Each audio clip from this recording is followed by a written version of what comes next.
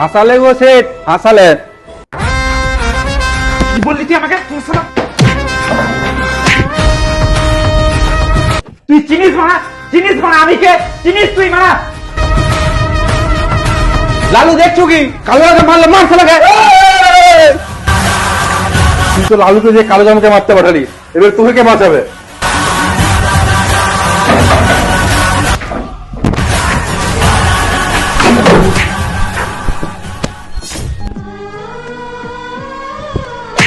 বল শালা, আমাদের প্রদীপ কোথায়? বল বল, আমাদের প্রদীপ কোথায় বল।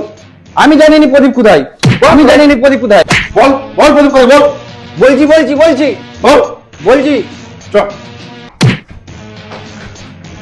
বল কোথায় বল। এই তো এই তো এই তো। খাই মারা প্রদীপ, তোমার এরকম অবস্থা কি করে হলো?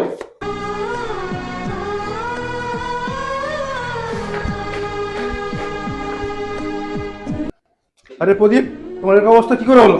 ওঠো ওঠো। আরে ওই লক্ষ্মী লটারিওয়ালা আমার এই অবস্থা এরকম করেছে। চলো চলো উপরে চলো, উপরে যে করতে হবে।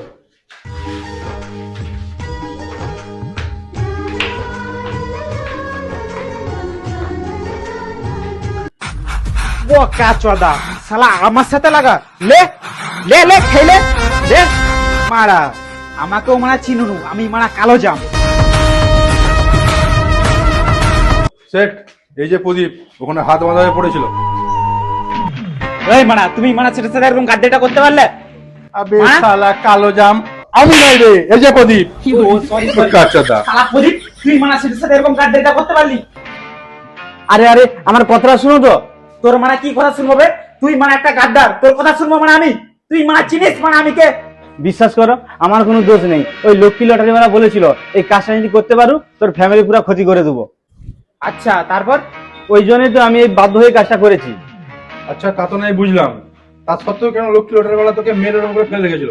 ও ভেবেছিল ওইসব করে যদি সেটকে বলে দিই, সেই জন্য আমাকে বেঁধে ফেলে রেখেছিল, দোকানে যেতে দেয়নি। ও আচ্ছা বুঝলাম। এই সন্টু, প্রদীপ, কালোজাম, তোরা আর ঝগড়া মারপিট করিসনি আমার জন্যে। চ দোকানে, চ দোকানে গিয়ে আমরা আগের মতো আবার মিলেমিশে থাকি।